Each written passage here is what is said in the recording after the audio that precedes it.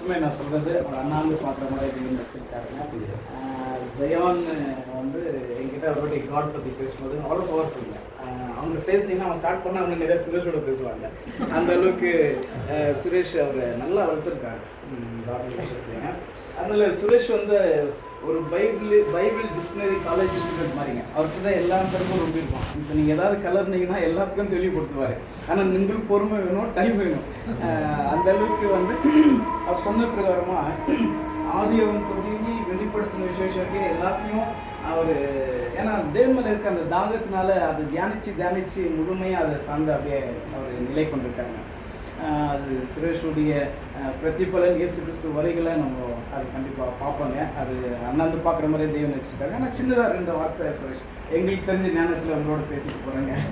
அதனால் ஓகே, சங்கீதம் 46:1. சங்கீதம் 46.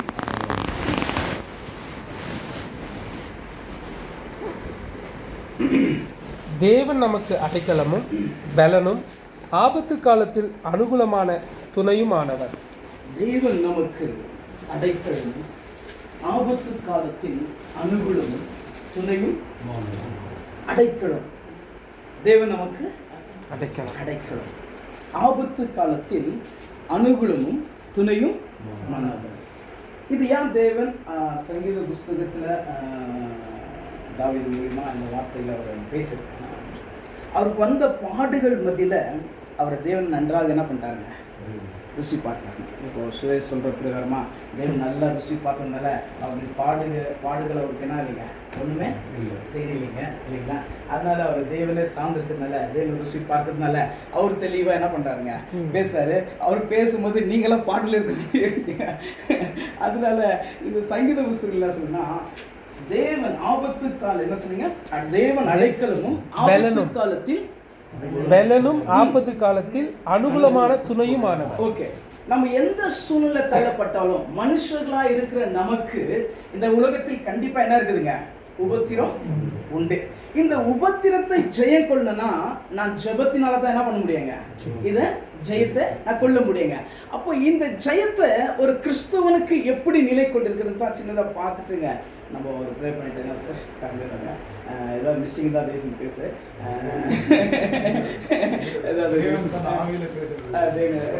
Super, thank you so much.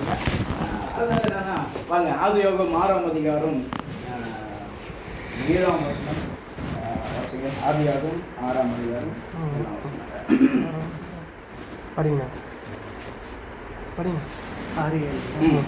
அப்பொழுது கர்த்தர், நான் சிருஷ்டித்த மனுஷனை பூமியின் மேல் வைக்காமல் மனுஷன் முதற்கொண்டு மிருகங்கள், ஊரும் பிராணிகள், ஆகாயத்து பறவைகள் பரியந்தமும் உண்டாகியிருக்கிறவைகளை நிக்கிரகம் பண்ணுவேன்.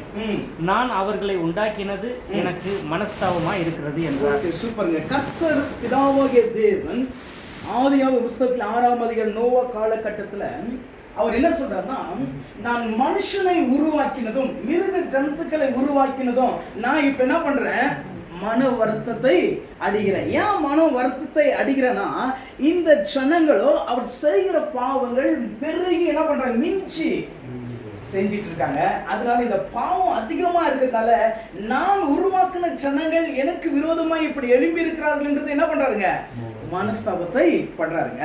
இப்போ இந்த மனஸ்தாபம் இந்த உலகத்திலே இருக்குதுங்க. இந்த மனஸ்தாபம் இந்த உலகத்திலும் இருக்குதுங்க. இந்த உலகமானது பாருங்க, நம்ம கிறிஸ்துவை சார்ந்து இருக்கிறாங்க, வேத வசனத்தை தியானிக்கிறாங்க, ஆனா தெய்வ சமாதானத்தை நம்ம அடைஞ்சிருக்கிறோங்க. ஆனா இந்த உலகத்தின் ஜனங்கள் மேல நாம் நிலை கொண்டு வாழும் பொழுது இப்படிப்பட்ட பாவமும் என்ன இருக்குதுங்க, இன்னைக்கு கொடுதான் என்ன இருக்குங்க, எழுப்பி போயிருக்குதுங்க. இன்னைக்கு ஆணுக்கு ஆண் பெண்ணுக்கு பெண் அப்படின்றது என்ன இருக்குதுங்க, ஜென்ரேஷன் வளர்ந்துன்னு போயிருக்குதுங்க.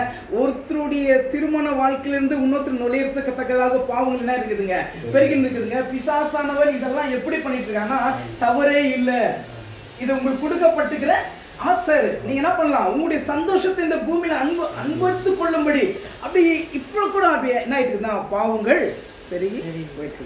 ஆனா இதுல இருந்து இந்த பாவத்துல இருந்து தேவன் என்ன பண்றாருன்னா, நம்மளை விடுவிக்கிறதுக்காக ஒருத்தரை வச்சு நம்மளுக்கு என்ன பண்றாருங்க, பேசுறாருங்க. அதே அதிகாரத்துல 8ஆம் வசனம் படிங்க. நோவாவுக்கோ கர்த்தருடைய கண்களில் கிருபை கிடைத்தது. நோவாவுக்கு கர்த்தருடைய கண்கள் இருந்து என்ன கிடைச்சிச்சுங்க? எந்த காலகட்டத்திலங்க? அவர் நோவா வாழ்ந்த காலகட்டத்துல மனுஷர்களை நான் ஏன் உருவாக்குனேன் என்று மனஸ்தாபம் படும் பொழுது, மிருக ஜீவன்களை உருவாக்கி அதையும் நான் உருவாக்கினதற்கு அவர் மனஸ்தாபப்படும் பொழுது, அங்க ஒரே ஒரு மனுஷன் மேல தேவன் கிருபையை காண்பிக்கிறார். எல்லாத்தையும் தேவன் உருவாக்குன்னு இருக்காங்க. நோவா அந்த காலகட்டத்தில் தேவன் உருவாக்குன மனுஷன் தாங்க. ஆனா அங்க இருந்த எல்லா ஜனங்களும் தேவனால் சிருஷ்டிக்கப்பட்ட ஜனங்க தாங்க. ஆனால் எல்லாரும் செய்கிற தவறுனால தேவன் மனஸ்தாபம் பட்டு, ஆனா நோவாக்கு மாத்திரம் அந்த இடத்துல அவருடைய கிருபை என்ன பண்றாருங்க? அவருடைய கண்களிலிருந்து கிருபை கிடைக்குது. ஓகே, இது எதற்காக தேவன் இந்த வித்தியாசத்தை அங்க கொண்டு வராருங்க? ஆபத்து காலத்தில் தேவன் எனக்கு பெலனும் அனுகூலமான தேவன் எனக்கு பெலனும், ஆபத்து காலத்தில் அனுகூலமும். என்ன படிக்கிறது? ஏதோ ஒரு மிஸ்டேக் ஆயிடுச்சு பாருங்க. தேவன் நமக்கு அடைக்கலமும் பெலனும், ஆபத்து காலத்தில் அனுகூலமான துணையுமானவர். பாருங்க, நம்மளுக்கு என்ன ஆபத்து? சுரேஷ் கொஸ்டின் பிரகாரமா நம்மளுடைய அவர் கேட்டார்னா நம்மளுக்கு என்ன ஆபத்து அப்படின்ற மாதிரி அவர் கேட்டார்னா, இந்த உலகத்தில் நம்ம வாழும் பொழுது, இப்போ ஃபர்ஸ்ட் பார்ட் பண்ணீங்களா, கூடவே இயேசுவே கஷ்டமான நேரங்கள். சுரேஷ் நம்மளோட பேசிட்டு இருக்கும்போது கொஞ்சம் 2 நாள் இந்த சேரை பிடிச்சி இப்படி ஏந்துக்கிறதுக்கு ரொம்ப நினைச்சிங்க தொந்தராச்சு. இன்னைக்கு நான் என்ன பண்ணேன்? ஏந்து வந்து உங்களோட உக்காந்துருக்கேன்னாருங்க. அப்போ நம்மளுக்கு என்ன ஆயிடுச்சு? சுந்துச்சுங்க கஷ்டம். கூடவே ஏன்னா மனுஷர்கள் சிஸ்டர் வேலைக்கு போயிட்டாங்க, குழந்தை ஸ்கூலுக்கு போயிட்டாங்க, அம்மா அவங்க பாட்டில் வேலை பண்றாங்க, தனி மனிதர் தனியாக கஷ்டப்படுறாங்க. யாருடைய சப்போர்ட் நம்மளுக்கு தேவை இருக்குதுங்க? அவர் நம்மளுக்கு இருக்கிறாருன்னு தெரியுங்க, அவர் நம்மளுக்கு இருக்கிறாருன்னு தெரியுங்க, நம்மளோட இருக்கிறாரு, என்னோட இருக்கிறாருன்னு தெரியுங்க. ஆனா எந்துக்க முடியல. கஷ்டமான நேரங்களில் அப்படிங்க பலவீன நேரங்களில் பலத்தை தாங்கணும். இல்ல படிங்க பாடுங்க. அதாவது பலவீன நேரங்களில் பெறனா இருந்துடுமே, அறியாமை உண்மை விட்டால் யாரும் கஷ்டமான நேரங்களில் உண்மை சிஸ்டர் வேலைக்கு போயிட்டாங்க, அம்மா அவங்க பாட்டில் வேலை பண்றாங்க, குழந்தை ஸ்கூல் போயிட்டாங்க, தனி மனிதன் தனி அறைக்குள்ள, தனி பெட்ரூம்ல, தனி போன்ல, தனி கம்ப்யூட்டர்ல, தனி மனித வருத்தம், வேதனை, சஞ்சலம், போராட்டம், கசப்பு, வேதனை எல்லாம் தனி சரீரம் என்ன ஆகுதுங்க? ஃபேஸ் பண்ணுதுங்க. இப்போ இந்த கஷ்டம் யாருக்கு தெரியுங்க? உண்மை விட்டால் யாரும் உதவியாக இருப்பதற்கு லிஸ்ட் வந்துச்சு பாருங்க. பலவீன நேரங்களில் நான் நல்லா இருக்கிறேங்க. சரீரம், இந்த சரீரம் அழிவுக்குரியதுங்க, ஆவியோ உற்சாகம் உள்ளதுங்க, அது தேவனுக்குரியதுங்க. இந்த ஆவி என்னை உற்சாகப்படுத்துது, ஆனா சரீரம் என்ன பண்ண முடியல, பலத்தினால எழுந்து கொள்ள முடியலைங்க. ஆபத்து கால எனக்கு என்ன ஆயிட்டுங்க? அதான் தேவன் சொல்றேன், நான் உனக்கு என்னங்க? நான் உனக்கு என்னங்க? அனுகூலமான துணையும் நான் என்ன இருக்கேங்க? அதுதான் அவர் சொல்றாருங்க. கர்த்தருடைய கண்களோ நோவாக்கு என்ன கிடைச்சிச்சுங்க? இப்ப எழுந்து வந்து அமர்ந்து நம்ம மத்தியில ஆறாம பேசிட்டு இருக்காருன்னா, அவர் நேற்று என்கிட்ட பேசிட்டு ஒரு விஷயம் சொன்னாருங்க. அது வாயில் இருக்கிற அந்த சில காயங்கள் பார்த்து, அது ஒரு வேளை கேன்சராக இருக்குமா அப்படின்ட்டு அவர் டெஸ்ட் எடுக்கும்போது, அது கேன்சர்ன்றது பேச ஈஸியாக இருக்குது, சின்ன விஷயங்க. அது ஒரு விஷத்தன்மையான ஒரு, அது உள்ள வந்துச்சுன்னா அதுக்கு அது தீர்க்கத்தக்கதாக மருந்துங்க இல்லைங்க, வேற எல்லா விஷயத்தையும் தீர்த்துக்கலாங்க. மனுஷன் எது வந்தாலும் விழுந்து போலாங்க. இந்த கண்ணு முன்னாடி நான் இப்படிப்பட்ட ஒரு காயத்தில் இருக்கிறேன்றது மனசு வலி வந்துச்சுன்னா அதுல இருந்து வெளியே வந்து ரொம்ப கஷ்டங்க. நமக்கு எவ்வளவு ஃபைத்தனா இருக்கலாம், எவ்வளவு விசுவாசனா இருக்கலாம், எவ்வளவு நம்பிக்கைனா இருக்கலாம், எவ்வளவு தேவனை சார்ந்தனா இருக்கலாங்க. அதான் யோபு அழகா ஒரு விஷயத்தை சொல்றாரு பாருங்க. படிங்க ஒரு 15 யோபு 15:5 பாருங்க. யோபு 15:5 பாருங்க. முடிய வாய் யோபு 15:5 முடிய வாய் முடிய அக்கிரமத்தை சொல்லு காட்டுகிறது. நீ தந்திரமுள்ளவர்களின் நாவை தெரிந்து கொண்டீர். நான் அல்ல, உம்முடைய வாயே உமக்கு குற்றவாளி என்று தெரிவிக்கிறது. மிஸ் பண்ணிட்டேன். ஒரே நிமிஷம். என்ன வரணுங்களா? ஸ்டோரி சொல்லணும்.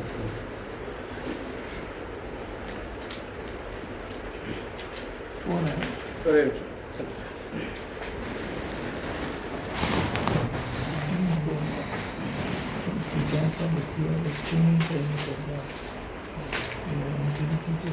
படிச்சிருங்க. யோபு 15:4 நல்ல ஒரு நீர் பயபக்தியை வீணென்று சொல்லி தேவனுக்கு முன்பாக ஜப தியானத்தை முறையே பண்ணுகிறதா? குறை பண்ணுகிறேன். பாருங்க, நம்ம எல்லாரும் யாருன்னா சரீரமான மனுஷங்க இல்லைங்களா?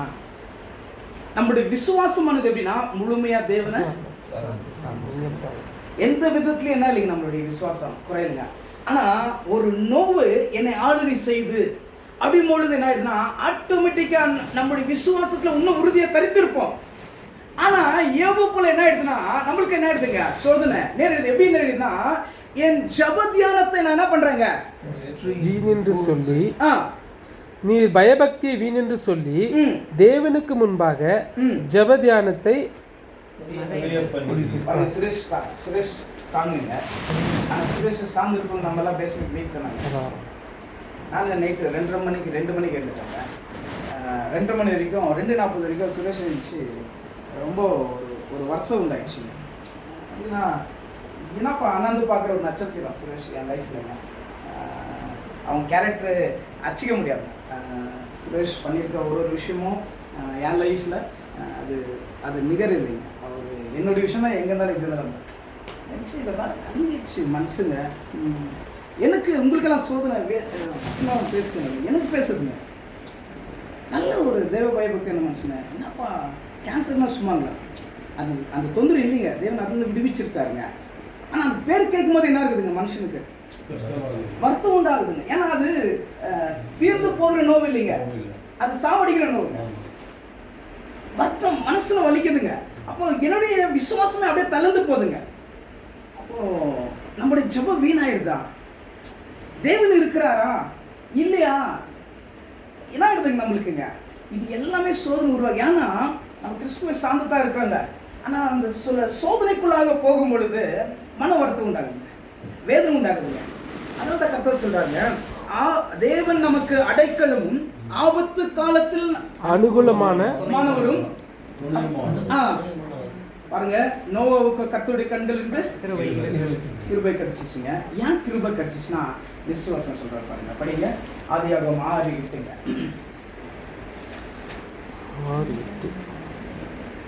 நோவாவுக்கோ கர்த்தருடைய கண்களில் கிருபை கிடைத்தது. 6:8 அதுங்களா 6:9. நோவாவின் வம்ச வரலாறு. நோவா தன் காலத்திலே இருந்தவர்களுக்குள்ளே நீதிமானும் உத்தமனுமாய் இருந்தான். நோவா தேவனோடு சஞ்சரித்து கொண்டிருந்தான். சூப்பர். 3 விஷயத்த சொன்னாங்க. என்னென்ன 3 விஷயம் சொல்லுங்க பார்க்கலாம். நீதிமானும் உத்தமனும். நோவா இருந்த காலகட்டத்திலேயே நீதிமானா இருந்திருக்காரு, உத்தமனா இருந்தாரு, தேவனோட சஞ்சரித்து இருந்திருக்காரு. சுரேஷ் இருக்கிற காலகட்டத்தில் சுரேஷ் நீதிமானும், சுரேஷ் உத்தமனும், சுரேஷ் தேவனோடு. அதனால ஆபத்து காலத்தில் தேவன் அடைக்கலமும் ஆபத்து காலத்தின் அனுகூலமும். தேவன் அவருக்கு அடைக்கலமும் பலனும் ஆபத்து காலத்தில் அனுகூலமான துணையுமானவர். ரிப்போர்ட் எல்லாத்தையும் லகுவாக மாற்றார்.